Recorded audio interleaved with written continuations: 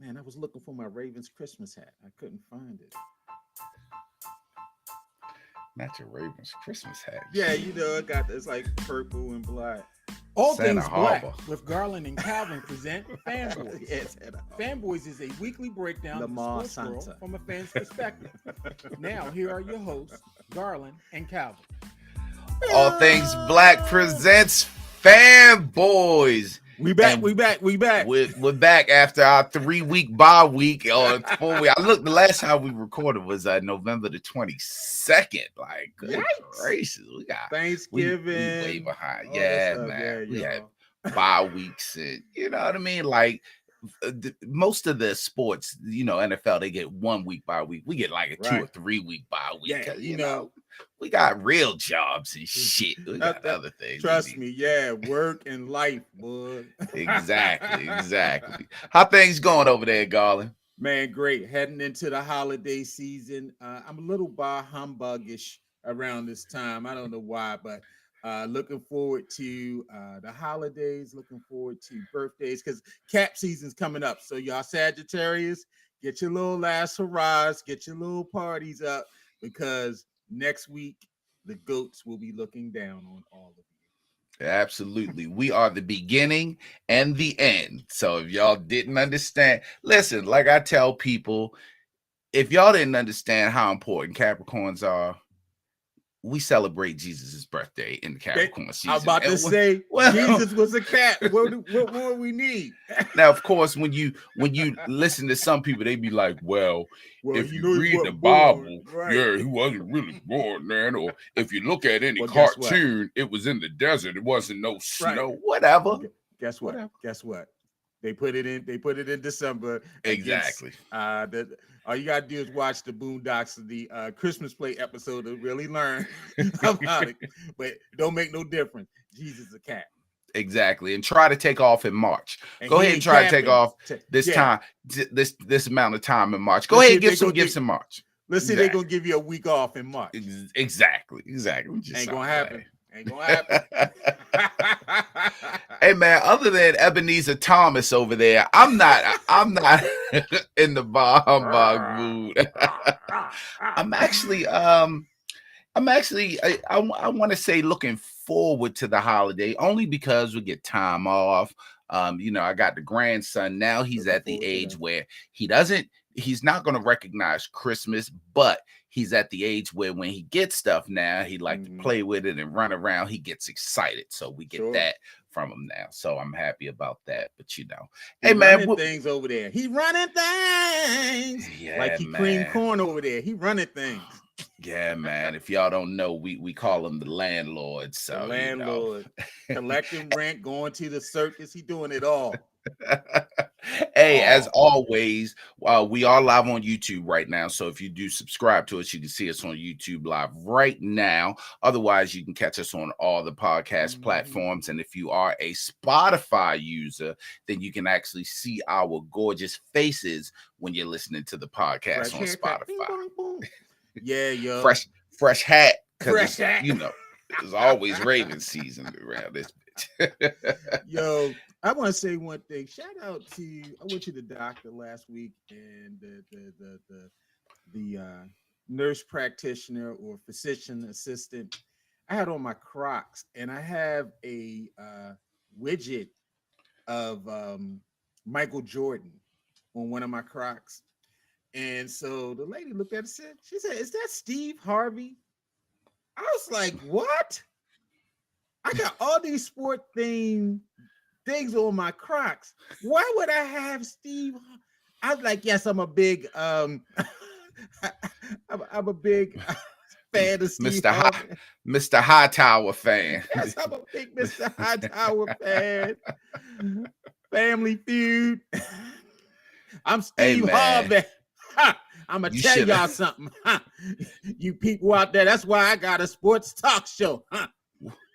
Did you get her name? What's her name? Because I need to send her a message. Bro. Well, let's just say practitioner Ratchet. Right. Think like a man, girl. Think like a man. I was like, ma'am. I'm like, where did you? So here it is right here. She said this looked like Steve Harvey. We first of all, we not gonna. It did kind of look like Steve.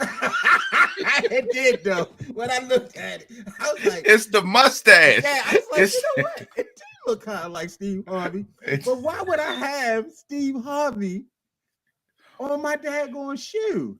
No, the biggest question is why are you decorating Crocs? Let's Bro, you supposed you know what? to decorate the Crocs. We'll deal with that another time. Walking around with this plain old Crocs with none of the little joints in them, you doing it all wrong. You might just walk around with no shoes on. Just walk around barefoot like you. Jesus. I don't know, man. No, Jesus had on sandals. Just walk around like you a caveman. I don't know if you're supposed to walk around with Crocs as a grown ass man. Listen, I had a pair of Crocs that I used to wear. Then I just started wearing them when I was doing work in the yard and stuff like that. But I left them outside and it rained on them, so they shrunk up in the rain. So I just gave them to my wife because she threw hers away. But I had them for like 3 years. Yeah, most comfortable shoe ever. I discovered Crocs during the pandemic, boy. Yeah, Crocs and sweatpants. All right, let's get into it. No, sweatpants. Hey, yeah, what we got going on today? All right, man, we're going to talk some NFLs, people losing their jobs. Should have been lost a job anyway. Going to talk a little bit about Brandon Staley. Going to give a quick Ravens recap. Big win last week in overtime. I was at the game. I know Calvin was sitting in his suite. He probably wasn't getting what like I was. I had to get poncho. I had on 2 jackets. I don't have a suite. We just sit in the club level. Oh, okay. I didn't know he was noshing on, the cheese and wine and all that stuff. As the common man, we're eating hot dogs. And so we're gonna talk a little Ravens, gonna do a little pigskin pick 'em. We kind of I might have to concede. I'm not that far behind, but I might have to concede. But whatever. We're gonna talk a little NBA. Draymond, he's suspended indefinitely, and yeah, Draymond out here acting a plumb fool. We're gonna talk about the Lakers winning the inaugural. And see, the Lakers win another championship that doesn't mean anything. Another invalid championship. It is another one of the most difficult championships to ever. Matter of fact, it's so difficult to win that no one else has ever won it but the Lakers. That's crap. Facts. Am I lying? Who else has won it? It don't make a difference. It don't count. Who else? And if they raise a banner for this, we're gonna talk about this. Save who else has? Save your heat. Dodgers. They showed Otani the money, and then we're gonna talk about our favorite sports stories from this past year. A lot has happened in sports, and so we just want to reflect for a little bit, and then we'll close out with a little "Come on, yo." And so let's go back to the NFL and jump on that. The Chargers, they fired their head coach and GM yesterday. They fired Coach Brandon Staley and General Manager Tom Telesco. Gift Smith, the team's outside linebackers coach, has been named the interim head coach, and JoJo Wooden, the Chargers Director of Player Personnel, will step into the general manager's role on an interim basis.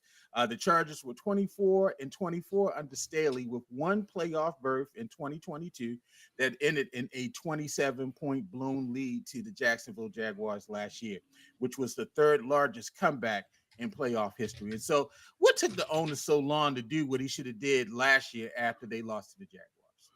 Bruh, every week we was like, why does Brandon Staley have a job? Like, how in the We've been talking about this. Oh my God, he should have. So he definitely should have been fired after that playoff game. But I understand if you don't want to fire him because they did make the playoffs. But they blew not just a 27-point lead. Now there's a big difference between the score being like 37-10 and the team is coming back. It was 27-0. It was horrible going into the half. 27-0. Like you literally had them on the ropes. Yes. Like there's absolutely no reason for that. So he should have been fired after that. But again, I understand he took him to the playoffs, so you don't want. But the way this season started off, man.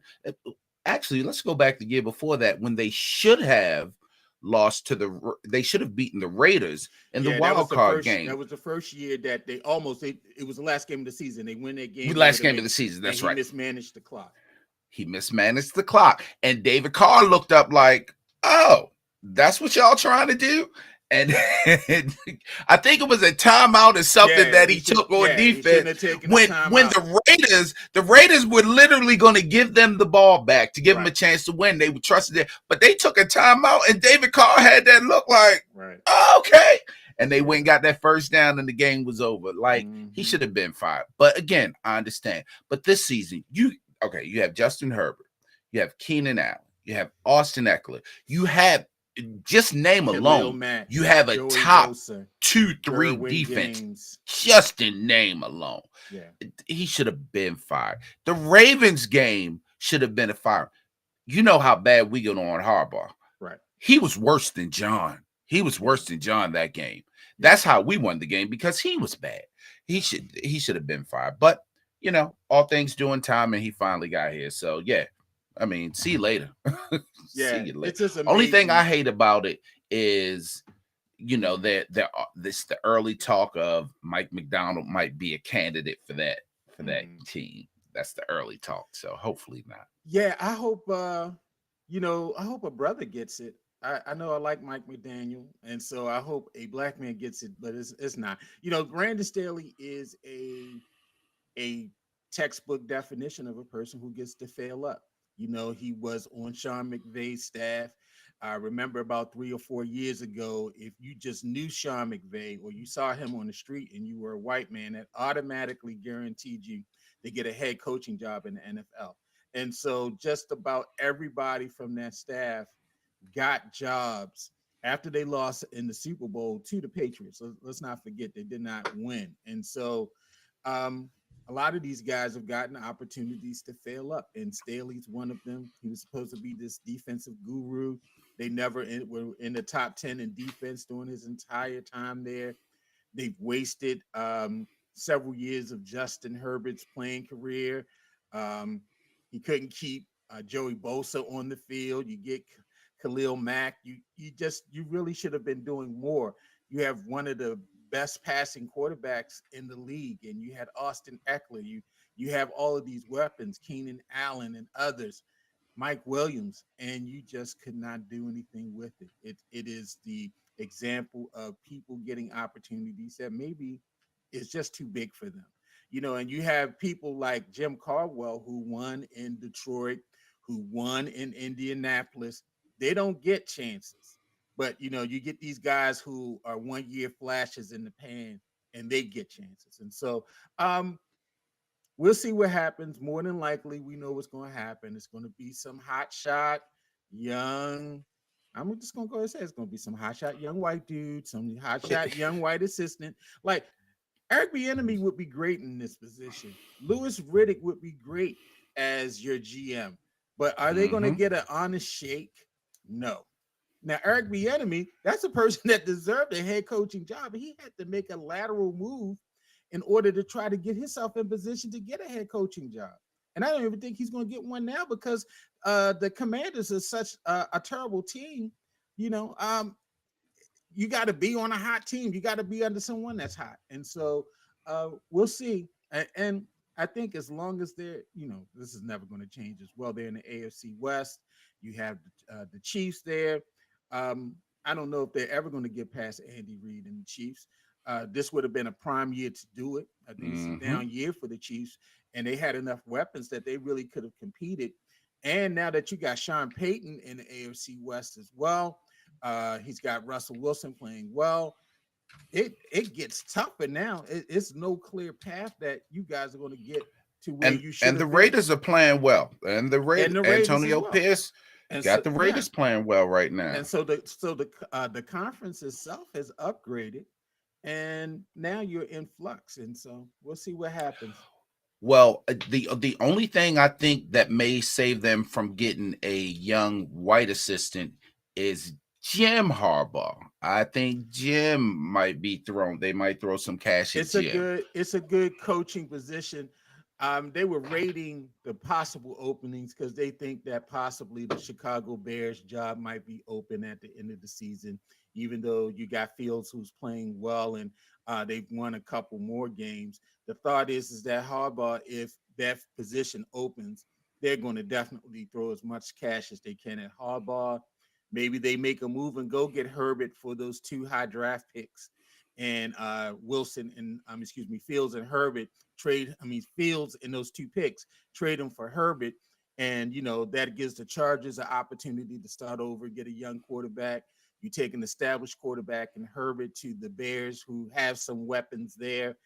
That might be a good switch for them. And so, and he's already signed long term. That's yeah, actually not a bad move. that's not a bad move at all. And so we'll see what happens, because I think if that Bears position opens up, Harbaugh was definitely, that's going to be a very competitive job as well. So we'll see. And you're in the division with the Lions, the Packers, right. the Vikings. That's a winnable division. That's a winnable division. Yeah. It's a very winnable Much division. more than the AFC West is, right? Much more than the West. Much more than the West.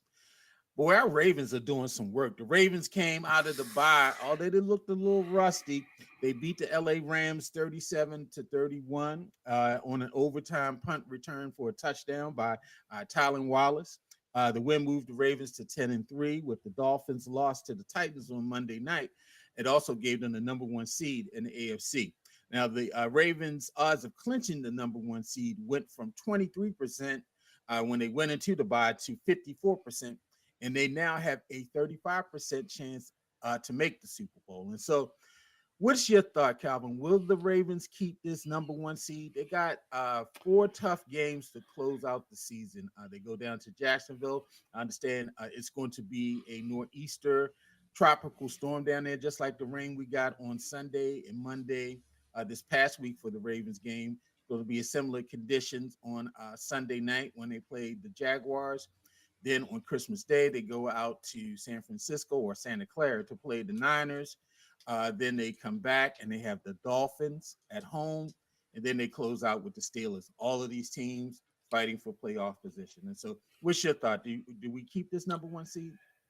Well, the good thing is, prior to the Dolphins losing and prior to week 14, the Ravens didn't control their own destiny at being the number 1 seed. They just controlled their playoff destiny. But because of the conference losses, all 3 of them being AFC losses on their record, that Jaguars, Chiefs, Dolphins, it all would just automatically have jumped ahead of the Ravens just with the win. But now that the Ravens control their own destiny, it's a very likely scenario. Now, unpopular opinion, I don't want them getting the number 1 seed. Wow. Okay.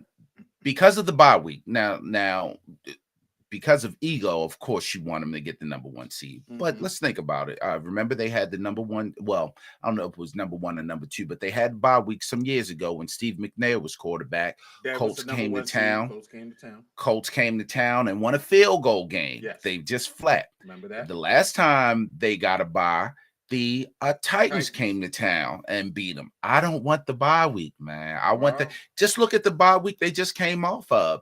Now, granted, the Rams were killing it. Like Matt Stafford, no matter what you say, I think we all call him old and he's immobile. Matt Stafford is he's an NFL quarterback, man. He's I mean, good gracious.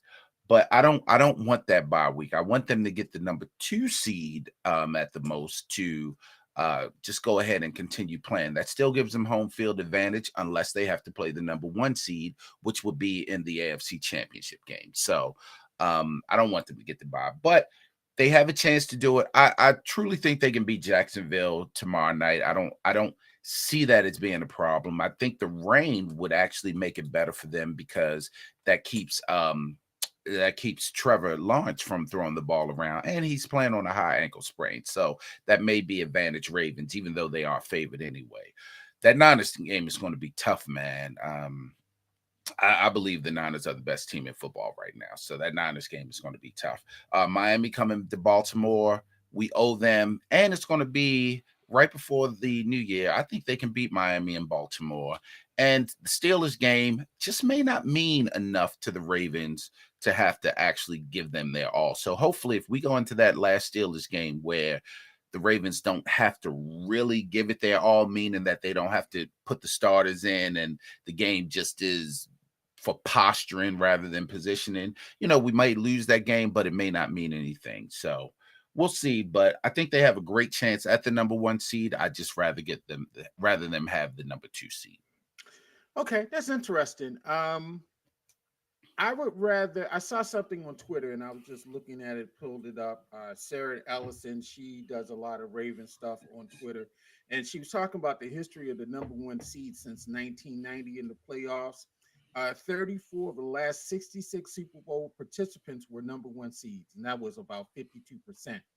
15 of the last 33 Super Bowl champions were number one seeds. That's 45%.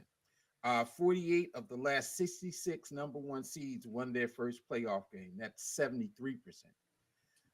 I know we've had some bad experience with the number one seed, but to have the number one seed and to have home field playoff advantage, I think is just golden. I mean, the percentages just said, and I know, and I'm sorry that we're talking percentages, and we're just supposed to be, just having regular talk. How Dominique say it, stat me down. Yeah. Stat So down. I know I ain't supposed to be throwing out the stats, the numbers, and all, but the numbers not lying on this. The number one seed gets you there. I mean, all we got to do is look at the Chiefs the last several years. Number one seed, last 5 years, they've been in the Super Bowl. But it hasn't gotten the Ravens there. I understand it hasn't gotten the Ravens there, but I want them to have the number one seed. I think in this season where you have so much balance, I would rather see the Chiefs at home. I would rather see the Bills at home. I would rather see anyone else that's winning these divisions. I would rather see them in M&T Bank than us on the road. That's what I want to see. Well, this is the AFC Championship game that I'm referring to, because if they win the number 2 seed, they're still going to be home for all the playoff for at least games. one game. I'm talking about in the AFC at least two, Championship. Because remember, they have to play the wild card game. The number 2 seed plays the wild card game now. So for at least the first two, they'll be at home. I want to see them at home for all of them. I want to see them at home for the division game. I want to see them at home for the AFC Championship. I want them to have the shortest path there, and I want to see them at home. The shortest path is a big deal. Now, that I agree with. Having to play 2 games as opposed to 3 games is a huge deal. Now, I will concede and then you open yourself up for more injuries. I will concede that, but I just I don't know, man. I would rather see them with 2 games at home as opposed to having to take 3 games and the possibility of having to play one of those games on the road. Now, if they're not the number 1 seed, say they're the number 2 seed, they win the wild card, they win then they win their divisional. Whoever's the highest seed, they have to go on the road. Right. If it's the number 1 seed. Yeah. If it's the number 1 seed. Now let me add this to the argument of their percentage of making the number 1 seed, getting the number 1 seed. Winning tomorrow night means so much more. It gives them a chance to lock in at least a playoff spot, depending on what else happens. But it takes away the pressure of that San Francisco game, because it's an AFC win. And that San Francisco game would be potentially an NFC loss, which doesn't hurt as much as if they lose this Jaguars game and then have to go, and because they almost have to beat San Fran now. Just for example, they have to, if they win all 4 games, if they win 2 of the next 4 games, which is possible, and Cleveland wins out, Cleveland is the number 1 seed. Cleveland wins the AFC North. That's how big this AFC win is, and possibly that NFC loss isn't. Now, Cleveland can win out. Cleveland, now, I think people are favoring them against Chicago a lot. Chicago's been on a tear lately, and I don't know, but I'm sure we'll get into picks later. But I just right now, the biggest focus for me is winning this Jaguars game tomorrow night, because it's going to mean so much. It's as with every game, it's the most important game of the season, but it's so important in so many ways and playoff positioning ways. Yeah, I want them to win that game. I think if they finish 3-1 over these last 4 games, they're good. I think they get that. They get the number 1 seed, at worst number 2. Yeah, of course. But 3-1 3-1 ain't that easy. 3-1 You is gotta not beat. going to be easy. You gotta beat the Jaguar. You Yeah. definitely gotta beat the Yeah, I Jaguars. win this game Sunday. I think that Niners game on Christmas Day on the West Coast, It's tough. and I'm willing to concede that. I'm to almost concede it. I'm almost willing to concede it if they win tomorrow night. Right. If they don't win tomorrow night, if they gotta don't win win this tomorrow game. night, then they got to take all the next 3. Yeah, they gotta win this game. It's They no gotta doubt. win this They game. got to win them. And so, if they get tomorrow night, okay, I'm willing. They might not get that 49ers game, but I again, Calvin wants them to be the number 2. I want the number 2 1. seed. I want the number 2 seed. And you know what? It's so crazy. It was at least 5 years ago that Titan lost in the playoffs, or maybe it might have been 4. And so that game really messed up the Ravens franchise. I mean, we've been trying to find an offensive identity ever since then. Since then. At first, that Chargers loss in the playoffs was our first year. That wild card. That wild card game. People were a little like, oh, we can't throw the ball. But then we came back and went 14-2 that next year and had that number 1 seed. And the Titans, we were not great defensively. And the Titans just came in and they ran the ball down our throat. Ever since then, the Ravens have been trying to find it.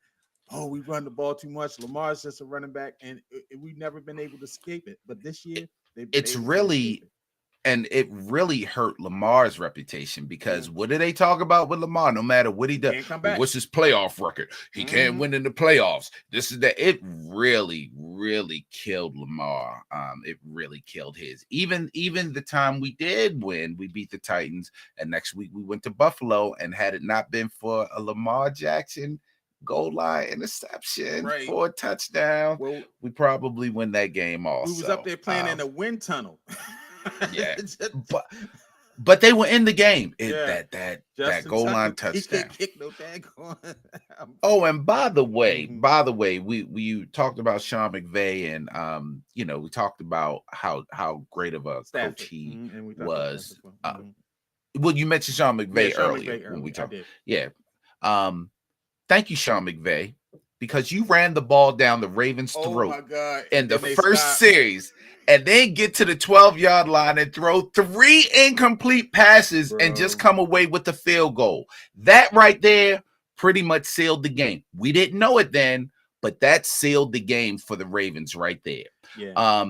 That's when I don't understand what these. Yeah, what are these coaches doing? They try to be the smartest guys in the room, and I knew we were going down 7-0. And then when he passed on that first down, I was like, okay, well, he gonna run on this. He passed again. I was like, there's no way he's gonna pass a third time.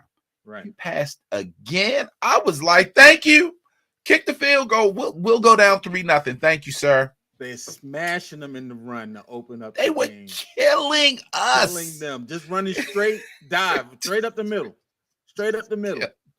Wasn't a lot of fanciness in it. Just running it right down the middle. Ran all the way down to the 12. And then three straight passes. Man, these coaches, they try to be too smart. They try to be too cute. Trying to be too cute. Even if you ran a play action on first down and didn't make it, you got to give the ball back to your running back. Yeah. You got to get the ball back. I was saying the same thing as I was standing. Why I was like, thank you, Sean McVay. Thank you a lot because, you just blew the game for your team trying to be cute. I was watching it. I'm like, all right, I know he ain't gonna run it on second down. And when he ran it on second down, I looked up and was like, wait a minute. And when they dropped back on third down, I was like, if they don't complete this, I was like, we win. We're gonna win this game. Now, I thought it was gonna be a lot easier than that because he messed that up, but. I believe that sealed the game. Yeah. And a quick note about Lamar before we get into our picks. Lamar played a decent game. My only concern about Lamar is his mechanics. On several throws in that game, it was like they should have been completions. Like the interception that he threw to Bateman. If his mechanics is good and he's stepping into that throw gets over that cornerback. It's like it fluttered because he flicks. the ball a lot. The third down throw to Isaiah Likely in overtime in the opening series. Likely is open. If you step into that throw, it hits him. He probably could get that first down, but he flicks it. It goes out of bounds. He missed Odell Beckham. He missed Zay Flowers on a couple passes that were behind him where they were wide open. Lamar's feast of famine. I mean, he made some great throws. And then, like the touchdown to Zay to take the lead. And then the 2-point conversion where he he jump stop and then throws a bead on the sideline for the 2-point. He's like a feast of famine. He's gonna have great plays like that, great throws, and then you're gonna have some ones where people are wide open and he's gonna miss them. And so I think he's gonna have to tighten up for them to go far in the playoffs because he's got to score. They got to score, and he's got these receivers now. I agree with everything except one thing, which is the first thing you said. He had more than a decent game. He threw for 3 touchdowns and almost 400. He had a very good game. Ran for 70 yards. He had an MVP. Game. Yes, he had an MVP-like game. He had but a great game. It could have been even better. And I agree with you on his passing. And especially what was killing me was so many shots at the deep ball. We should have blown that game out. We could have damn near scored 49 to 50 points that game. He was just missing people. He was missing. Wide open. Yeah, he was missing them. He was either missing them deep or missing them short. Even the touchdown to Odell Beckham. This is where Odell Beckham, being a great veteran, Odell had to come back for that touchdown and slid in the end zone. Bro, there was another play where he had to switch it in one hand. Yes, Miles Boykin is an incomplete. But Hollywood and Brown, that's an incomplete. I agree with you. I thought it looked like on them deep throws, he was trying to, instead of just letting it go, it looked like he was trying to put some touch on the ball. And it's like, and I don't know if the ball was heavy because it was raining, but I don't know what it was, but it looked like he was throwing a medicine ball out there sometimes on them deep throws. I was like, does he just not have the arm to let that ball go? Because he can throw that bullet. Like you said, that touchdown to Zay on that 3rd and 16. First of all, we fussing. I forgot what we were fussing about, but it's some sort of penalty that we all just yelling and fussing. And next thing you know, he hit Zay on that 3rd. We was like, wait a minute. We got the touch. And then that 2-point conversion, clutch. So man, I'm with you on that one. Lamar's he's gotta tighten up. I don't know if he can at this point. At this point in the career, I think he is who he is. Do you just stop? Do you start calling different plays? You know what I mean? Now, I heard a lot of this, which is probably true. When the play breaks down and these receivers see an opportunity, it kind of throws Lamar off. And that's why he was throwing that deep ball the way he was, because it wasn't the play. You know what I mean? They're running and they see the safety or the corners jump in. Yeah, so they break out. He said he ran the wrong route. Exactly. They break out and then Lamar has to throw. You know what I mean? And Lamar's kind of like, this isn't the read I got. So am I looking at the right thing, making sure? Because he's interception shy, because he will throw an interception. Lamar will throw you 1 or 2 a game. So I don't know. But when he's confident in his passes, you see him zipping. So maybe that's it. I don't know, but a lot of them deep plays, it was just, it looked like he was kind of like, oh, am I supposed to be throwing this? Right. But it worked out. So it worked out for now. 10 and 3, so let's be happy. Hey, y'all, on this Pigskin Pick'em, I had a good. The last time Let's talk about it. The last time we picked, though, I won that week. I was on a little hot streak. I think that's why we went on a little hiatus, because I was catching up, and main man had to go ahead and hey man, I gotta do this, I gotta do that. So main man, it's an all conspiracy, y'all, because he saw your boy was coming back. He saw your boy was coming back, and he went ahead and disappeared on me. I'm like, Calvin, what time we going to record? He kept on saying he couldn't record here. He couldn't record there. Cap, how did y'all kids say it? That's all Cap. Yeah, y'all. He tried to dip on your boy. He was ducking the top contender. That I'm is coming back. so Like, where we gonna get this? Where we gonna get this? And he steady making excuses. He went. First of all, Jake Paul over there ain't defending no real belts. So let's start with I was like, come on, guy, let's go. Did you see Jake Paul knock the dude out in the first round I don't last watch night? Jake Paul. I don't watch I saw the highlights of it. I And watched dude, that. he knocked him out with an uppercut first round, then started waving bye-bye to him with his glove. It was like, Did he do the Steph Curry too? Like, time to take a nap. All right. So Calvin is up by 2, y'all, 80-78. And so your boy, he had a strong week in week 12. I had 11 correct picks, and Calvin only had 9.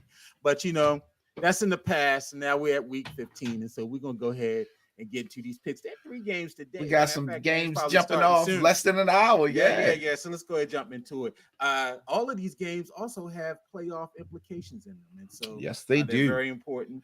Vikings, and difficult to pick. Vikings, they're in Cincinnati playing the Bengals. Browning, Jake Browning has been playing well the last several games. I mean, but when you're throwing to Jamar Chase, T. Higgins, Tyler Boyd, and Joe Mixon's your running back, you should do that. And the Vikings, they finally got rid of my boy Sticky Fingers, Josh Dobbs. He was in Onyx because Onyx, all of them had the ball head, and so they finally got rid of my man Professor X at quarterback, Josh Dobbs. He called him Sticky Fingers.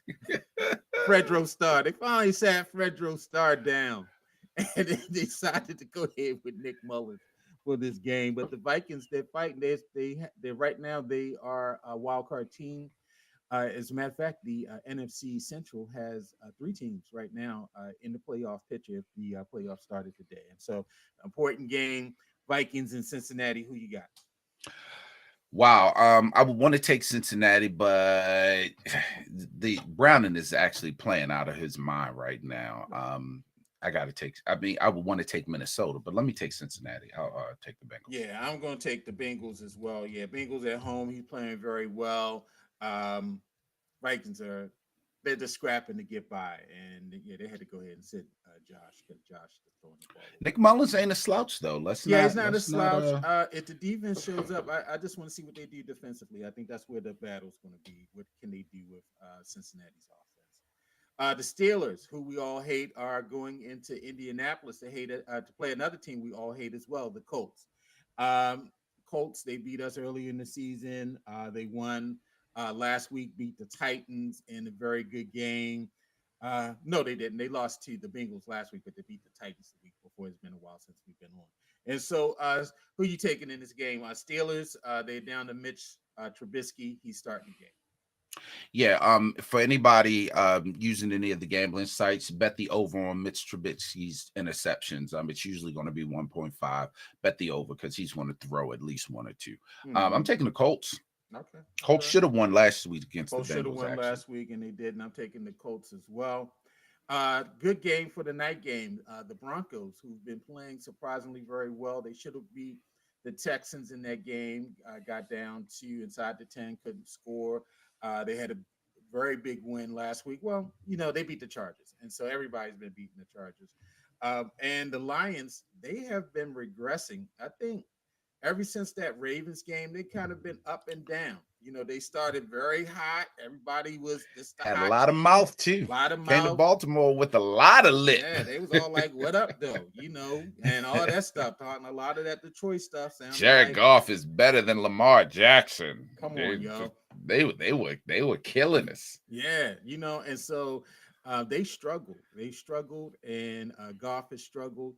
And so they're playing in Detroit on this one now. Who are you taking? Yeah, I do want to take the Broncos, but Lions are desperate to get this. This is a tough one. I'll go ahead with Detroit. I'll take Detroit. Okay, all right. You're gonna take Detroit. I'm gonna take the Broncos in a little upset special. Not really an upset special, but I'm gonna take them. All right, and so let's go ahead and go to the Sunday slate of games. The Bears, they're playing the rejuvenated Joe Flacco's. They're in Cleveland to take on the Browns. Listen, Joe, and I mentioned it on Facebook, Joe is throwing the best football in the AFC North right now. Where we were talking about Lamar struggling on them deep throws. Joe Flacco, he loves not Joe Flacco. He is throwing that thing. I mean, he is slinging it. And Cleveland's got that number one defense. I think Cleveland is on a high horse. But I'm going with the upset. I'm taking Justin Fields. I told you beginning of the season, Justin Fields should be on an MVP trajectory, and he hasn't been. But these last few games, if they were playing like this at the beginning of the season, I picked Chicago to win the NFC division, and if they were playing like this the last few games, they would have. But I'm gonna take Chicago. Wow. I'm taking the Bears in Cleveland. Calvin's on a rotten ship, y'all, and so I'm gonna take the Browns. I'm gonna stick with the Browns with the Flaccos. So we talking in the barbershop yesterday. What, man? Imagine a home playoff game. For I don't want it. I don't want it. I've already said it. I do not want to play Joe Flacco in the playoffs. I don't want it. Boy, those white people from Highlandtown and Dundalk are gonna be so conflicted. They're gonna have on half brown and half Raven gear. They're gonna be Flacco. They're gonna be very conflicted if that happens. Elite Joe. I don't want it. God. The Bucks, they're in Green Bay to play the Packers. Yeah, the Bucks have really messed up their season. Baker Mayfield is just not a viable option in any kind of way. Green Bay is on a roll. I think they lost last week, but Jordan Love, he played terrible last week, but he'll come back. I got Green Bay winning this game. Okay, I'm gonna take the Bucks on this one. I know it might be a little cold, but I'm gonna take the Bucks on this one. Yeah, I'm step by 8, man. I ain't got nothing to lose. I'm behind. The Texans, without C.J. Stroud, he's in concussion protocol. The other wide receiver, he's out for the year. And I think Nico Collins, he's out for this game as well. And Will Anderson, their 5th-round pick linebacker, is out for this game. Will Levis is trash, though. And it shows how much the Dolphins' defense was trash because Will Levis. Hey, I don't know. Will Levis, he played well against the Dolphins, man. Bro, I was looking at that game like, who is the Titans' offensive coordinator? Because this is hard. I'm like, people out here screaming for Derrick Henry. Derrick Henry is washed. He got 2 touchdowns. Yeah, well, I mean, if you're running from the 3, you should. But all those other plays, he was just getting 1 or 2 yards. I doubt if he had 50 yards in the game. Did you watch the same game I watched? I watched the first half and they cut it off. He was horrible. I cut it off after that. I'm like, everybody's still living off the 3 years ago when he was running everybody over and stiff arming people. That's not who that is anymore. So I mean, taking Texas, but credit to the Dolphins. They probably didn't fear Will Levis and just stacked the box on Derrick Henry. Yeah, they did, and they just stopped scoring. Yeah, and they started celebrating wheelbarrows and everything. Yeah, they got their dances planned out. They spent a lot of time planning them dances. You know what happened to things like that? I'm because the Texans are down. I'm taking down players. I'm taking the Titans. I'm taking Will Levis and the Titans. Yeah, I'm taking the Titans as well. The Jets. I know they're not going to play Aaron Rodgers this season. I don't know why this is even a thing, but they're down in Miami. The Jets, the defense is good. And your boy Wilson, he had a very good game last week against the Titans, 3 for 3+ and a couple TDs. How did you know? Because I never told. You found out. The Dolphins are going to crush the Jets. I'm taking Miami. They crushed them earlier this year on Black Friday, and Light Skin Friday, and they'll probably crush them again. I'm taking the Dolphins at home. The Chiefs, they are in New England to play the Patriots. Come on, I'll just go ahead and type in Chiefs. Yeah, just type in Chiefs. They're on a 2-game losing streak. It won't be 3. Right. I'll type in Chiefs for both of us. The Giants, good win on Monday night. They are playing the Saints on New Orleans. Wait a minute. David Carr is back. Olave is playing. I think Rashid Shaheed. Give me the Saints. I'll take the Saints. All right. You ain't gonna take DeVito. You ain't gonna take DeVito. Neither am I gonna take the same. That's my taxi thing. Right. Thank you very much. All right. That's Locker, y'all. If you're young, you go Laka, Andy Kaufman. Right. Thank you very much. They used to like to box women. Right. They used to box women. You guys see Or the wrestle movie, The Man in the Moon. It's a good movie about his life. It was a good movie. Good movie. Falcons. They played the Panthers down in Carolina. Give me Atlanta. Falcons. I mean, Panthers are just bad. Yeah, but I did pick them for that one win. Make sure you mark that down. That one win they got, I did pick them, and that was against the Texans, and that's helped me in the lead against Garland, because Garland picked the Texans that week. I did. I told you the Panthers were gonna win that. That crap. I take the Falcons as well. Commanders. I don't know if the Rams actually stayed up here. Somebody told me they was practicing in Drew Hill Park. The Rams.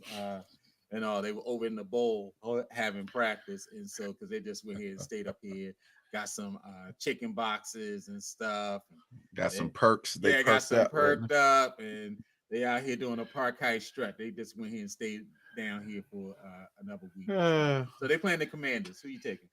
Well, they about to go all over that motherfucking field, so I'm gonna take the Rams. I'm taking the Rams. I'll take the Rams as well. Niners, they in Arizona to take on. Give me the 49ers. You ain't even gotta finish. I ain't gotta finish dressing it up. Listen, let me tell you something. If you ever at a time think that the NFL is set up, I'm gonna tell you one thing. The NFL wants that Sunday night or that Monday night Christmas game to be the 11-3 Niners against the 11-3 Ravens, because they could call that a Super Bowl preview. They don't want the Ravens to lose. They definitely don't want the Niners to lose. So if you watch the game tomorrow night and you say the refs are cheating for the Ravens, it just might be. I think the Ravens should win the game anyway, but the NFL wants that matchup. They want both teams to be 11-3 playing the Monday night Christmas game. I agree with you. And let's go ahead and go Cowboys at the Bills. This could end up being the game of the week. Bills really need this game, and the Cowboys want this game because even if they went out and the Eagles went out, they're not going to win the division. And right now they're ahead in the division.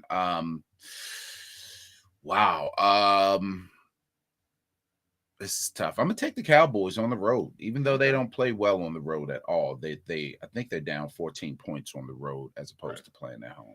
I'm gonna take the boys as well. They're hot. They're playing well. The Sunday night game, our home team, the Ravens, they're going to be down in Jacksonville. We kind of talked about it a little bit. We know the Ravens need this game. I'll just go ahead and type in Ravens for you because I know you're taking them. Yeah. We'll need to discuss it next week. Oh, well, we're not going to be here next week. If we'll be here next week, we would need to discuss who's going to win between the Niners and the Ravens, because I think if the Ravens win this game, they do well. Maybe say they win Monday night and on Christmas Day. I think they'll move that Dolphins game to Sunday night, because I think they can flip. They still have the option of flipping a 1:00 game to a night game, and so I think if the Ravens win both of these games, they'll definitely move that Dolphins game to a Sunday night game. They still don't have a time for the Steelers game. I think they're waiting to see if it means anything. Yeah, if it means anything. I don't want it to mean anything. Get these games. I don't want it to mean anything. I don't want it to mean anything. All right, and the Eagles, they're in Seattle to take on the Seahawks Monday night.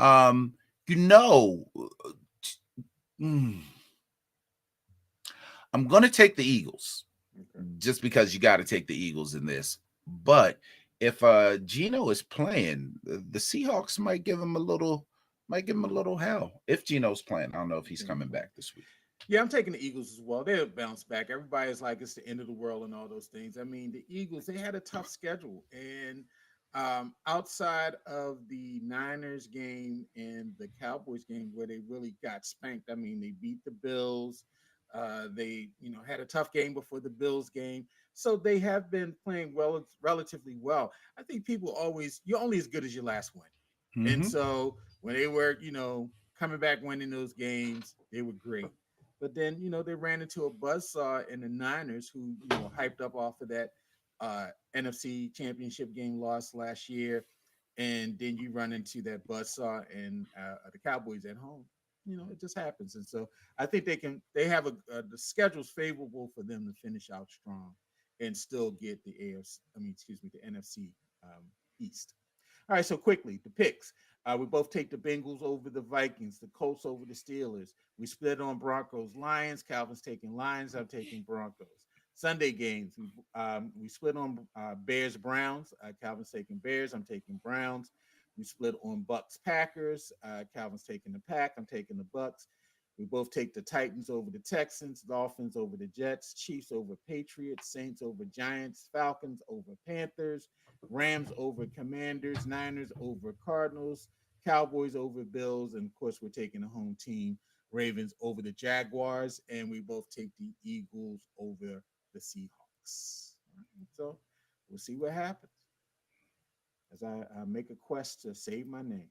All right, let's keep on going. NBA, Draymond, he's been suspended indefinitely. He was suspended indefinitely on Tuesday, one day after the four-time champion struck the Phoenix Suns center, Jusuf Nurkic, in the face in the third quarter of the Warriors' loss to the Suns, 119 to 116. Green is going to be required to meet certain league and team conditions before he returns to play. And the decision to suspend Green comes less than a month after he was suspended for 5 games for choking out Rudy Gobert on November 14th game. And so, how many games do you think Draymond is going to be suspended this time? He's going to be out at least. Well, he's going to be out at least till the beginning of the year. I heard that I think the schedule has them playing the Wizards on the 22nd. They absolutely cannot have him playing against what's his face in DC. They can't have him in that game. Yeah, they can't have him in that game. Jordan Poole's horrible. Yeah, but he might end up smacking him again. Right. So can't. They absolutely. You would think they want that game, but they don't want that game. With Draymond's history, they don't want that game. So he's going to be out until at least the end of the season. I mean, end of the year. And it's deserved. Like, so Rodman Light would be a great fit. And back in the 90s and the 80s, but right now he wouldn't have got suspended for what happened. No, he would have never got suspended. They would have kept on playing the game. They wouldn't even give him a tap. Exactly. you can't do that now. So you can't do it now. He deserves the suspension. And I don't dislike Draymond. I'm a Draymond fan actually because I think he's definitely a Hall of Famer because he's definitely one of the top 3 in Golden State, and he's an architect in building that dynasty. So I don't dislike him, but he deserves this. Like, come on, man. He was like, I was just swinging my arms. Well, how you talk. I was just swinging my arms around, and I didn't really, all nasally and stuff. I didn't really mean to hit him. It just when I fly, I don't flop. I just, I didn't mean to hit him. You bang the shit out there, dude. What?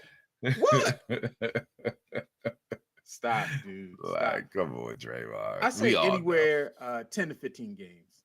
I think, if you got 5 for choking out somebody, so putting somebody in a headlock like you Hulk Hogan fighting Brock Lesnar or something. And so, yeah, I think 10 to 15, he won't play the rest of this year. And then sometime in January, they'll bring him back, put him in.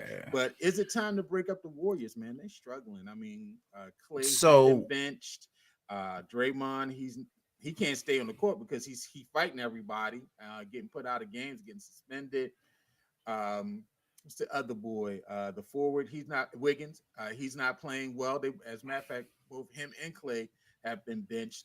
They really don't have a bench, and we just got our boy out here, the chef. He out here putting up 30, and they may not make the playoffs this year.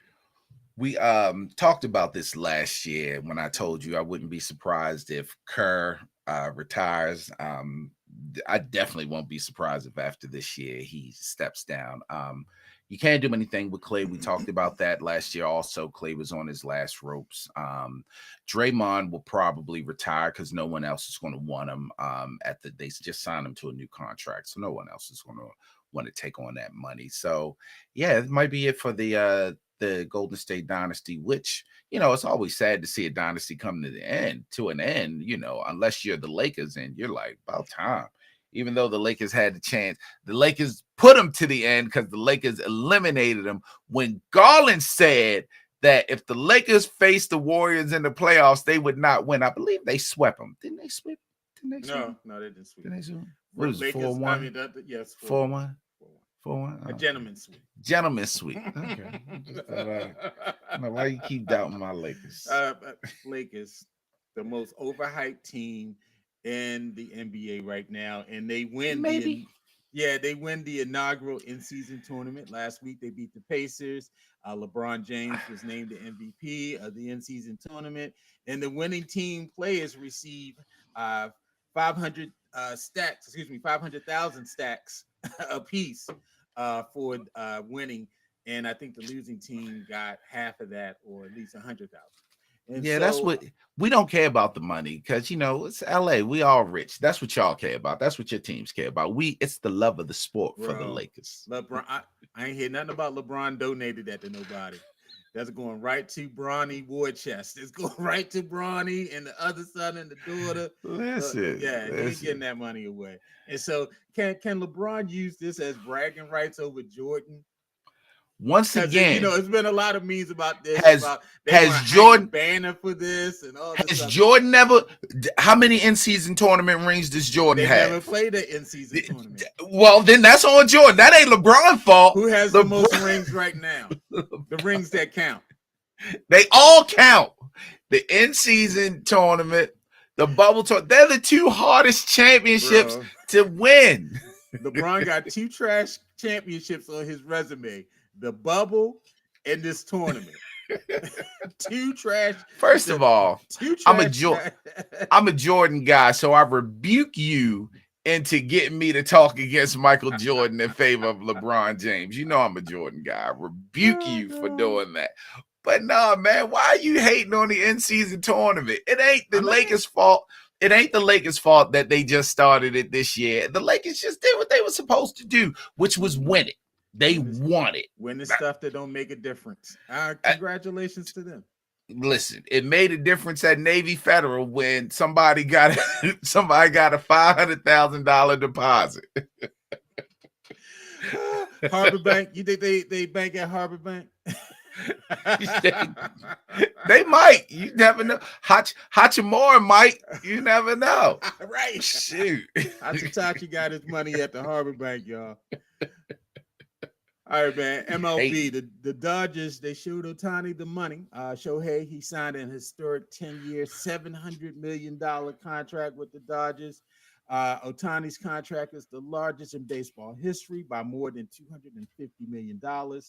And that tops the contract that his teammate, Mike Trout, signed in 2019. And so does signing Otani guarantee that the Dodgers will win the World Series next season? So there's a piece to that may make the Dodgers a new dynasty. And that piece is that over the course of the contract, the actual 10 years, they're only going to pay him $2 million a year. So he's only going to leave out of that contract with $20 million because the rest is being deferred. Right. And it starts the year after Bobby Bo Day is over. Right. So yeah, he got a Bobby Bonilla type deal. Yeah. So he's still getting paid. It frees up the Dodgers to get some more high power signings. And I'm gonna go out and say, yeah, man, this makes the Dodgers the favorite. They're in the running for the pitcher that everyone wants from Japan also. Yeah, they racking it up.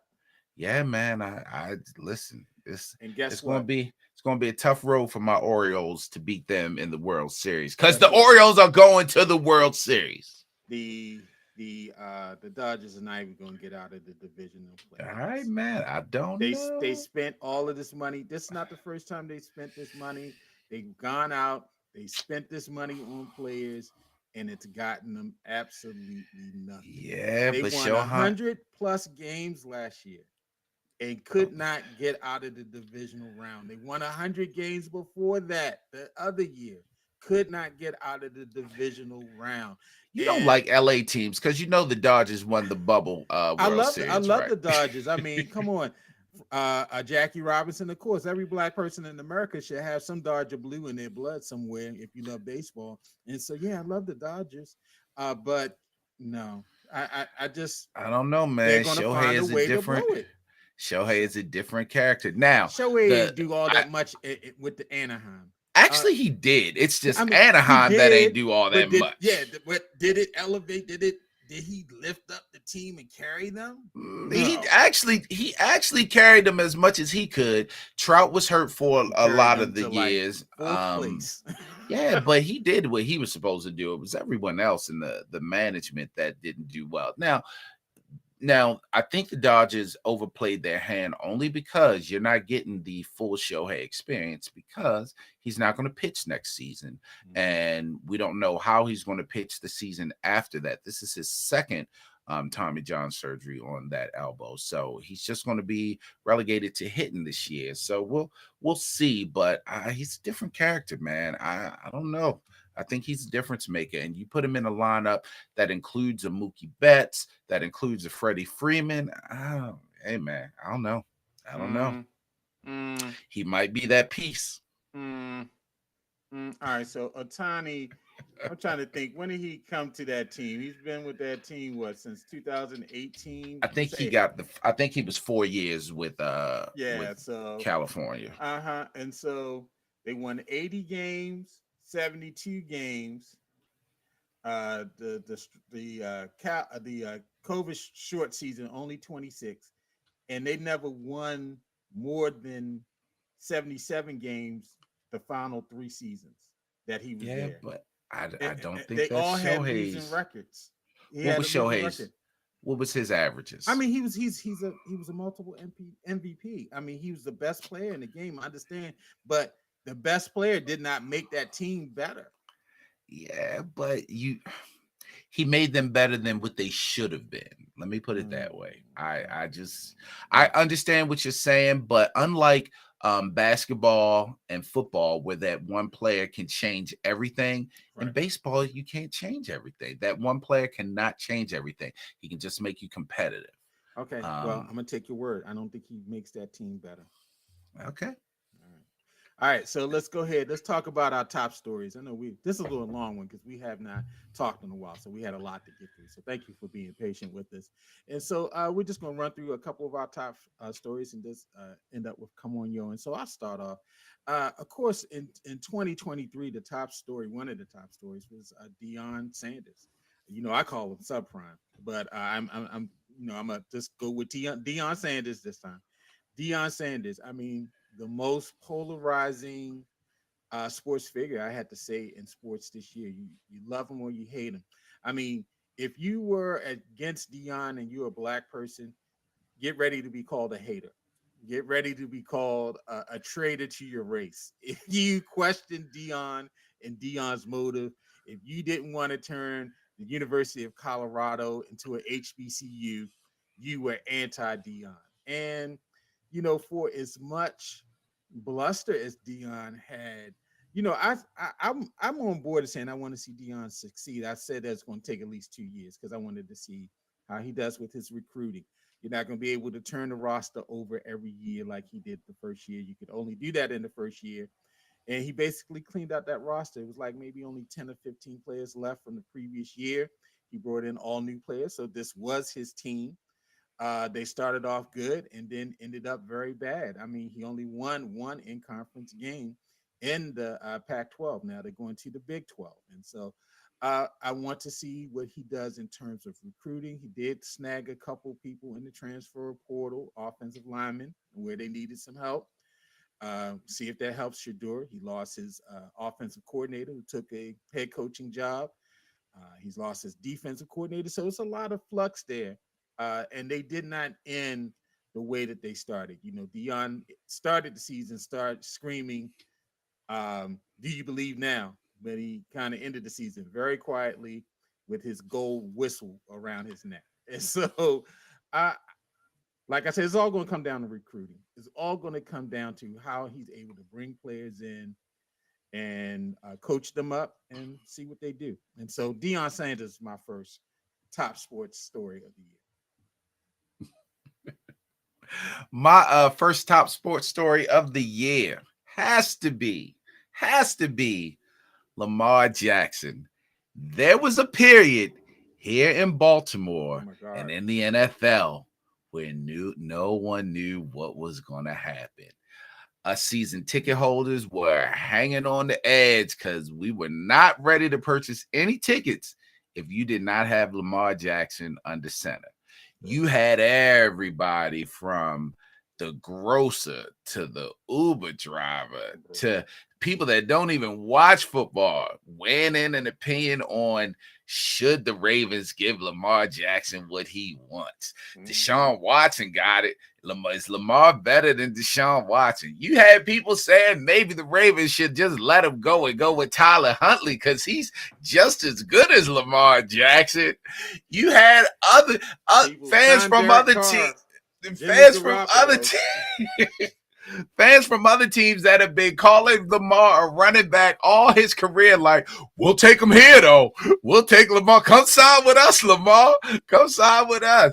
You had teams like the Atlanta Falcons saying, we would never want a Lamar Jackson. How y'all looking right now, Atlanta? Right. But, it had to be one of the biggest questions and biggest mysteries for months. And us Raven fans were very scared. A lot of us, even Garland and I, conceded to the fact because Lamar came out and said, I don't want to play there anymore. Bye, We Lamar. conceded. And we was like, well, maybe we could go here to trade for. We mentioned David Carr. Imitate me. What I say about Lamar? Lamar, you bet on yourself and you lost. Every week, that's Lamar bet on himself and he lost. I mean, it was everybody had an opinion, everybody had stats. We were like, well, maybe we can draft Anthony Richardson. Maybe we could. He just like Lamar. Maybe Lamar, CJ Stroud anything. What are the Ravens doing? DeCosta doesn't know what he was doing.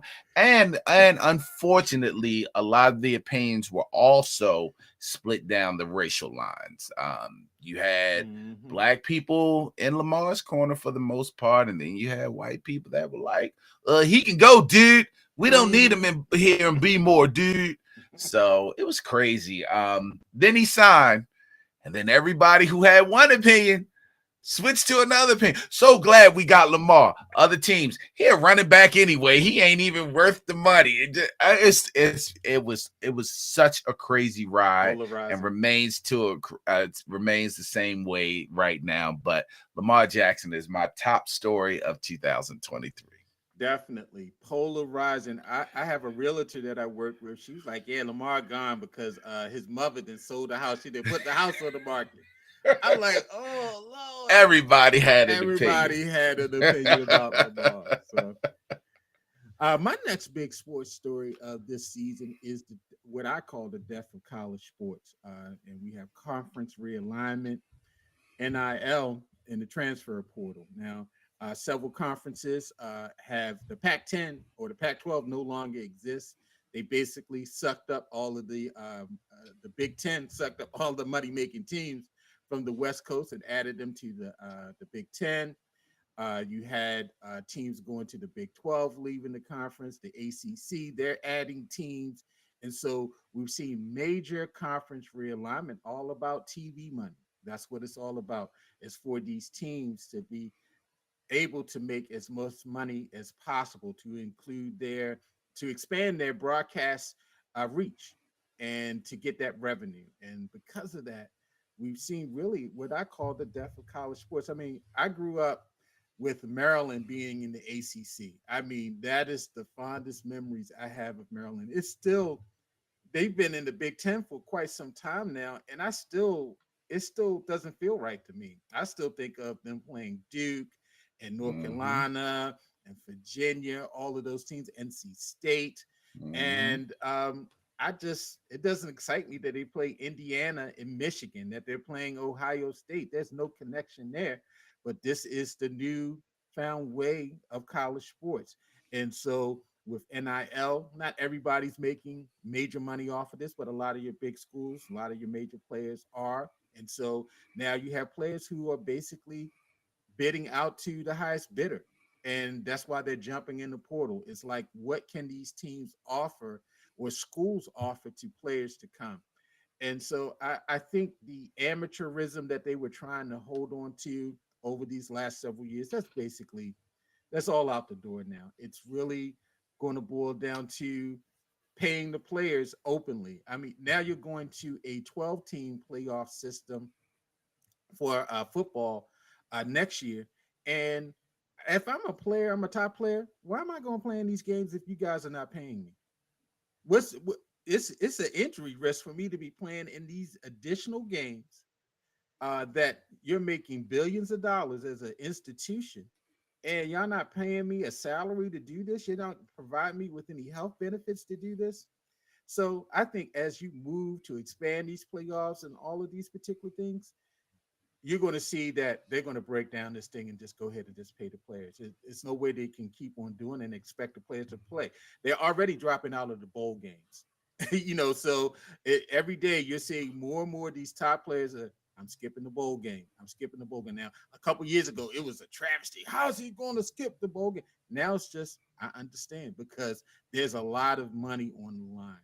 And me playing in the LA Bowl or the Doritos Bowl or the Cheetos Bowl doesn't really make a difference. And so that whole college sport thing that we used to love, conferences, tradition, forget it.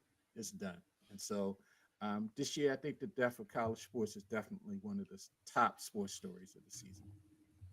So clearly, you're not going to support the Yo Play Yogurt Bowl this year. I think this is or the Duke's Mayonnaise Bowl. I think Maryland played in that last year. I forget what bowl they're playing in this year. They barely made bowl eligibility. Maryland they got Auburn in the bowl this year. They got Auburn, who's lost to some small school, and they got Auburn in the bowl this year. Bro, this is a bowl game on the day. What?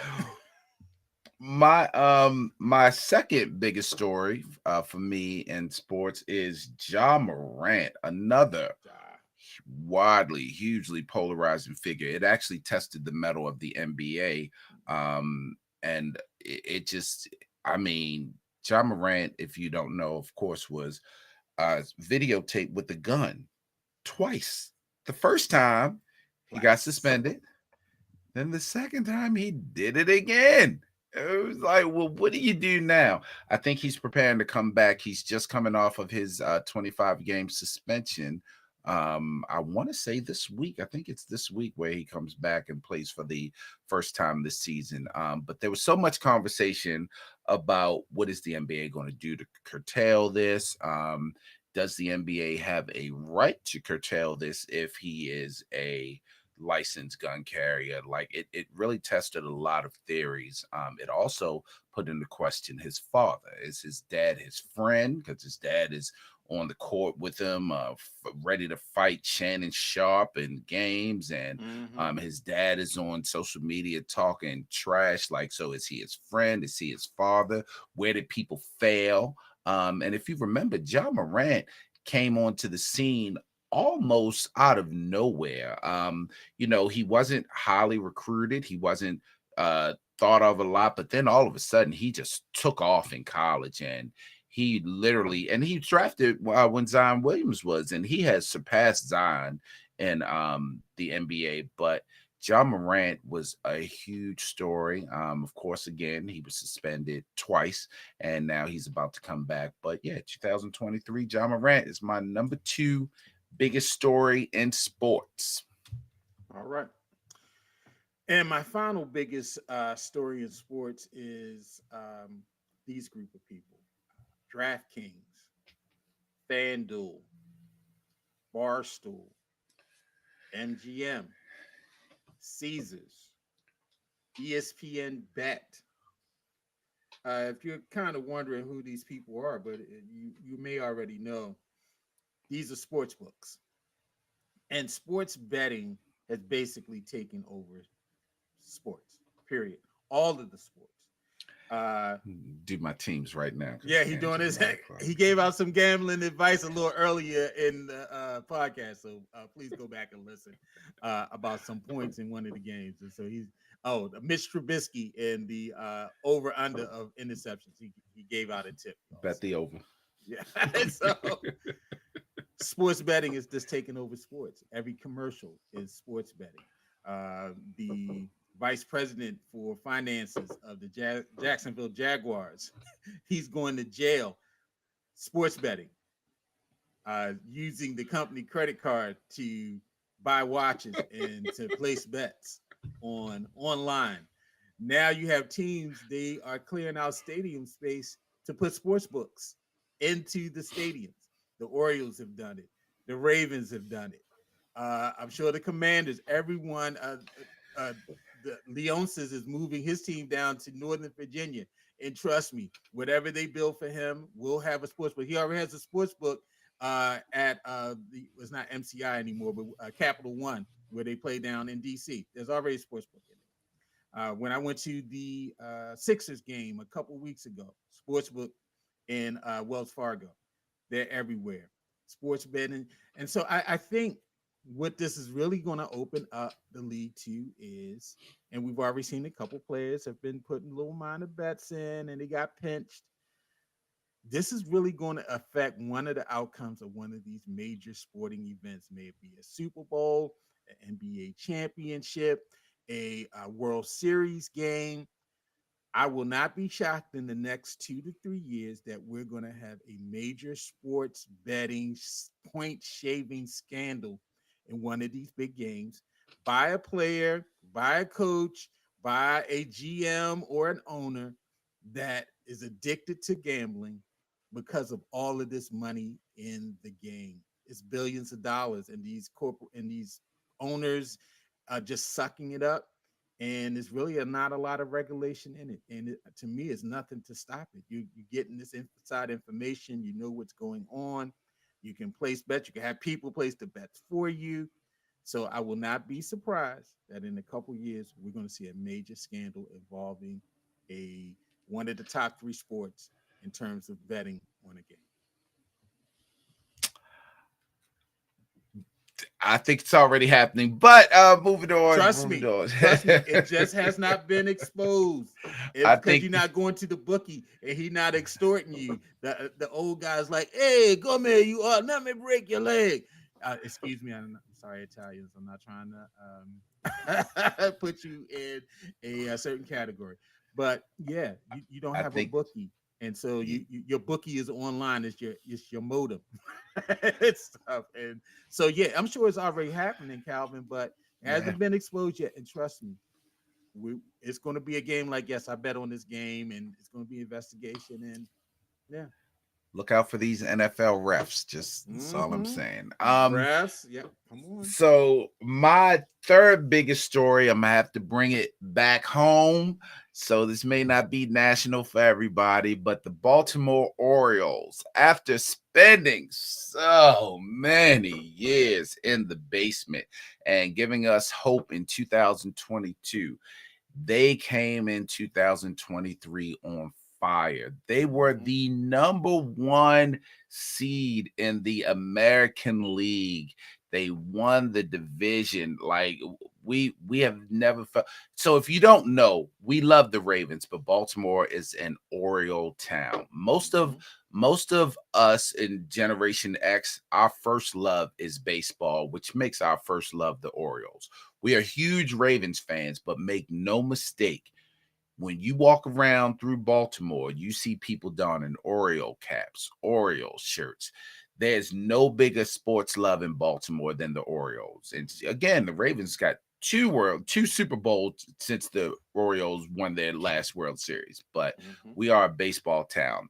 The Baltimore Orioles, even nationally, the the pundits were like, the Orioles can win the World Series this year. The Orioles were no longer the basement team and are expected to continue their success this year. They have the rookie of the year. They have the manager of the year. They have a lineup that is amazing, and we enjoyed every minute of it. The games were exciting. They were never, well, not never, they were rarely out of the game. Over 100 wins. They were facing a Tampa Bay Rays team that started the season with a record 14 wins, and they walked them down. And when they had to play them head to head, they took off on them. They won the division, beating Tampa Bay. I mean, it was so exciting to finally have good baseball back in Baltimore. When September hit, we weren't just focused on the Ravens. We were still looking at our Orioles. I was actually at the Oriole game when they clinched, but just watching the Ravens on my phone. I was more interested in the baseball game. That hasn't happened in years. So 2023 for me, I got two hometown stories that are the best. One is hugely national, the Lamar Jackson, but the Baltimore Orioles was one of the biggest stories for me in 23. And just a couple, and I don't know if you have any, Garland, you want to say, but just a couple that I had on the list that I could have mentioned if you would have taken any of my three. This is in your venture, the Live PGA merger, because we talked about that a lot in 22 and 23. It was completely changed. Dan Snyder in DC, that was a huge story. And women's basketball, specifically women's college basketball, that sport took off, and it looks like it's going to take off again this year as far as billing and stories and competition and all. So those were some other shout outs. I just definitely think women's sports in general definitely was the big. I mean, we're seeing more coverage in prime time, not just off time, of women's games on primetime TV, on main channels. Like I think tomorrow they are showing the NCAA Women's Volleyball Championship on ABC, and not at a primetime night slot, but during the day.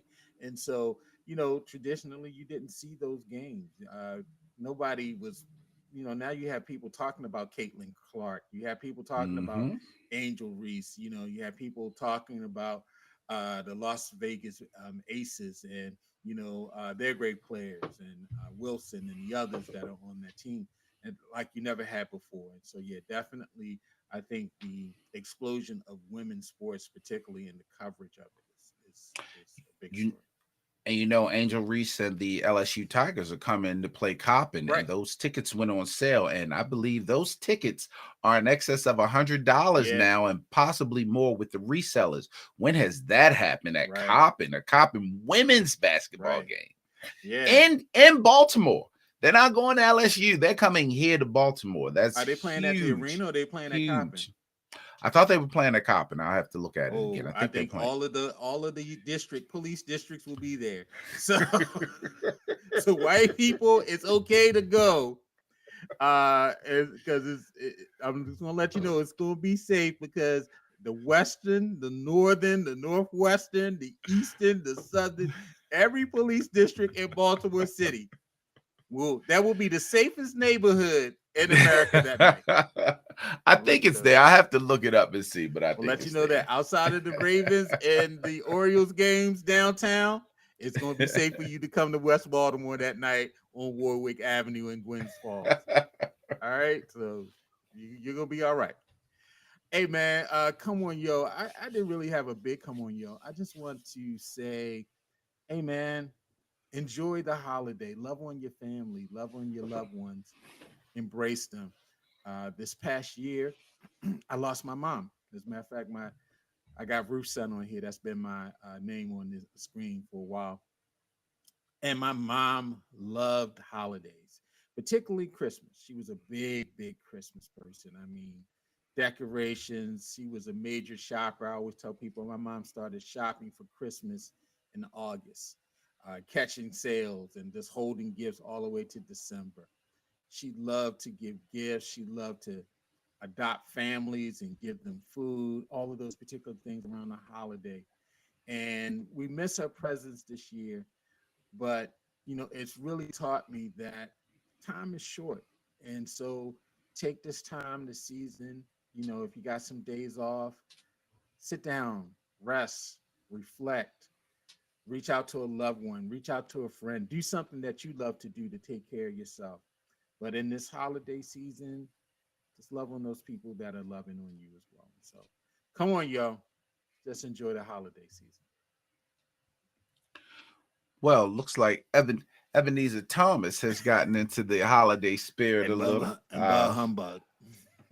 So I'm going to go the opposite way. My message ain't inspirational. My come on, yo. And Garland actually just mentioned it a few minutes ago. My come on, yo, is to Ted Leonsis. Now, far be it from me to be a fan of anything DC, but sir, you are literally moving the Capitals and the Wizards to Northern Virginia. Don't nobody care. Listen, you might as well just give us the Wizards back. Just go on ahead. Y'all can keep the Capitals. Just go on ahead and give us the Wizards back because we will appreciate basketball here in Baltimore. We got a new arena and everything. A revamped arena. We'll appreciate the basketball here. Sir, are you kidding me? So from my understanding, and I'm just surface, I haven't dug into it deeply. I will readily admit that. But from my understanding, you want $600 million, and DC is offering you $500 million. Is there no in between that you can get there? Or do you even care? Or are you already set that you want to move it to Northern Virginia? Because we all know what the move is about. We all know what the move is about. We all know that DC is not only, won't even call it Chocolate City anymore. Yeah, it's kind of, it's like Mocha Swirl City now. Yeah, Mocha Swirl City, Caramel City. But DC is a Democratic city, and Virginia, although it's DC Metro, it is a Republican state. So we understand what the move is about. And you can sit here and rap it and say whatever you want to say. We know what the move is about. And it's absolutely terrible. Now, again, far be it from me to be a fan of anything DC, especially sports. The Northern Virginia Commanders? The Northern Virginia Wizards? It don't even sound right, sir. Just go on ahead and give us the Wizards back. They were the Bullets then, but give us our basketball back. Y'all can go ahead and take y'all hockey because we're not going to show up for your hockey anyway. Even though the Capitals, I think they're bad now, but for some years they were good. They won a Stanley Cup a few years ago. Yeah.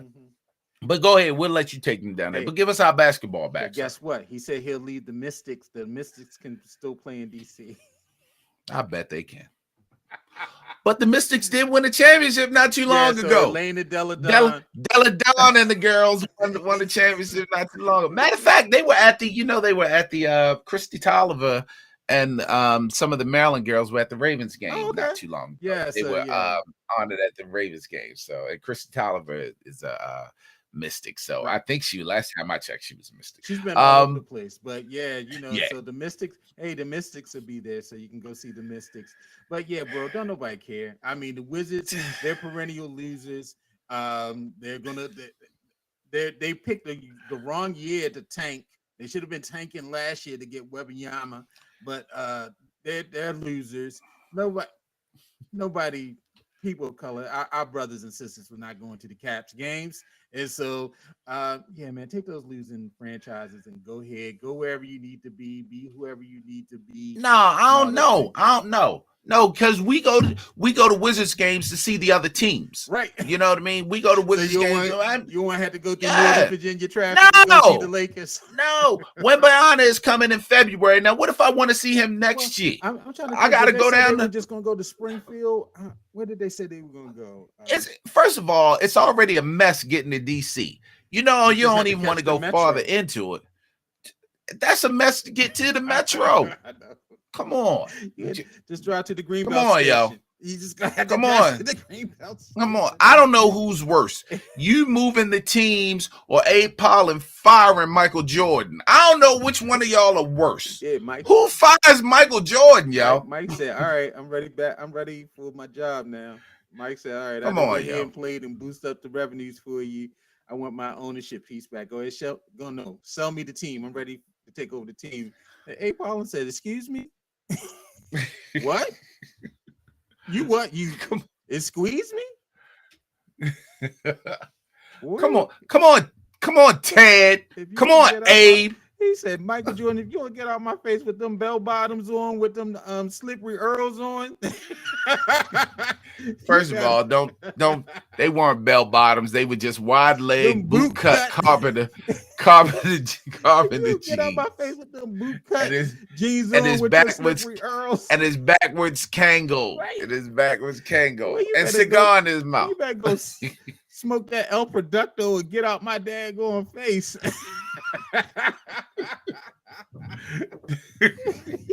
listening to Kenny Lattimore. Y'all don't know nothing about this. You know, like this was Kenny Lattimore. Like, yeah. Yo, this that new Kenny Lattimore. What? Didn't he sing the No More Shopping Sprees? Ain't that Kenny Lattimore? No. Is that him? That's not him. Who's that? They all in the same genre. That was that Next? That's not Kenny. No more. No, that wasn't Next. Well, hold on. I know Kenny Lattimore sang this. For you, I'll give a life for. Hold on. Kenny Lattimore married to Faith Jenkins, though. Faith Jenkins is fine. Like, Judge Faith is fine. But yeah. Come on, Ted. Give us our basketball team back. Y'all ain't even. That was rough ends from Baltimore. That was rough ends. Kenny Lattimore, rough ends. They all the same. What fast song? I'm still trying to figure out what fast song Kenny Lattimore sang that had Michael Jordan on the team bus rocking. Like, y'all don't know nothing about this. What was he singing? They like, what you listening to? That new Kenny Lattimore. And the who? The who? That's why A. Pollen was like, boy, if you don't get out my daggone face.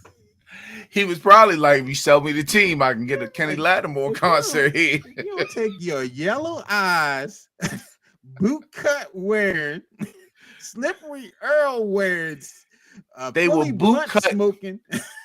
They're boot cut carpenter jeans with the button down, with the silky button down. Yo, you better leave Mike alone, yo. And don't forget about the big hoop earring. Yeah, and the big boy. The big hoop earring. Hold on. And the Michael Jordan cologne. Right. If you don't take your terrible cologne smelling, Mr. Clean Head looking hoop earring wearing boot cut, slippery Earl shoe wearing, yellow eyes stuff out my face. Hey, even with all that, Michael Jordan is still the greatest basketball player ever in the history of the game. So don't trip. We're going to talk about him. But everybody going to catch the jokes. You can catch him. Don't trip. I was like, boy, where Wes Unseld at? Wes, come on over here off of Hilton Parkway and handle this for me, please. Can you leave the Unseld school? Wait a minute. Didn't he fire Wes and Wes Jr. also? No, Wes Jr. still there. He the coach right now. He gonna get fired soon, but if Wes is he? Wes that's Jr. right. is the coach right now, and Wes Senior he passed away. But they need to fire him. He did no. He put. But they fired Wes office. Senior. Yeah, he did. Yeah, he kind of quit, fired, and then he was like in the front office for a while and whatnot. But yeah, he was like, if you don't, where Wes Unseld at? Let me get Wes over here. All I'm saying is just give us our basketball team back. And it ain't if you want to move the hockey team, move the hockey team. I'd rather get the Madison Buccaneers and start over from there. Give me the Madison Buccaneers and we just draft from there. I'm just thinking about the fact that we ain't got to travel to see the stars, the basketball stars when they come to the area. We got to travel to DC. Who wants to go? It's not even Let's go down the dome. It used to be the MCI Center. It used to be the Verizon Center. Now it's something different. It's not even either one of them anymore. I don't know what it is. I think it's the Mumbo Sauce Arena. Let's go over to Madison Rack. Go down the dome. Let's see some. Did you see McDonald's was selling Mumbo sauce for a limited time with their nuggets? There was. So nice. I'm not bullshit. They had Mumbo sauce. So nice. But they called it Mambo sauce. They were spelling it Mambo, not Mumbo. Mambo, come on and do the Mambo, and the Mambo. Anyway, man. Hey, we thank y'all for joining us. Sorry to be a little long-winded, but for supporting us this year, for being with us. We'll be back in the new year and all with new, fresh takes and stuff. Be around playoff time around that time, and so we'll be ready to go. Yeah. And shout out to the crew. Our crew is Jay and Jason. They part of our little crew. Shout out to the crew. Jay always trying to put us in line and shit. Be like, yo, no, you know what the fuck, y'all. Yeah, Jay, I used some statistics earlier. I'm sorry. I'm sorry. Talked about percentages and stuff. And all Jason care about is what Lamar Jackson do on this fantasy team. Right. If he score over 25 or 30, he good. If he score under, who was hating Lamar's on the text line? Who was hating on the text line on Sunday? Jason. That was Jason. It was Jason. Jason said in the second quarter that the Ravens are about to get blown out. But then Lamar Jackson scored 30-something points for his fantasy team, which advanced him in the Guillotine League, and you ain't hear nothing else from him. Right? He was like, shut up. He's like, yeah, this is what happens. They think so much of themselves that they come up and they blow games like this. Like, I just put my phone away. I was like, all right, look, let me concentrate on this game. Shout out to the crew. That's the crew, yo. We old and we're opinionated, right. But that's the crew. Mess. Hey man, we definitely appreciate everybody for joining. Just like Garland said, make sure you keep up with us in 24 because this is the last show that we will have. Definitely. For 23. 24, we gotta do some bigger things. We always promise, but we forget and then we get lazy. Hey man, we did some good stuff. We had a Mother's Day show with a mother on that Robert. We did. And we did some stuff. So we're gonna try to expand. Sometimes bring some different voices in to talk with us and stuff. Maybe we do it for the playoffs. I do know some coaches that love to talk, and so maybe we get some people on here give us some analysis as we should bring the crew on here just so people can hear Jason. So we can just go back and forth. People hear Jason talk about Lamar Jackson and the Ravens, which is his favorite team, by the way. Let's not make any mistake. Crazy. Which is his favorite team. Jason is ready to go to Vegas and see the Ravens play in the Super Bowl. So I don't want y'all to think he don't like the Ravens. He loves them. But boy, he hard on him. He is so what I tell y'all about Lamar. It's always that text on a Sunday. What I tell y'all. What I say about Lamar. They 10-3, and he sent about 30 texts to say that Lamar. Right. Anyway, hey, we definitely appreciate it again. Let me hit this outro so we can go for Jason. Jason gonna get bad at us. Jason retired military. Fuck around. Lord. Yeah, fuck around and have Norman Schwarzkopf at our door. I'm right out here in the proving ground. He might send some frogmen out here knocking on my door. Operation Desert Storm them niggas. Let me play this outro, man. Oh my God. Jason ain't gonna be too happy. You have been listening to Fanboys, all things black with Garland and Calvin production. Thank you for listening, and make sure to rate and review this episode on all of the podcast platforms. Later, Garland. All right, bro. Hey, man, safe travels. I hope Katina feels better. And just text me, let me know if y'all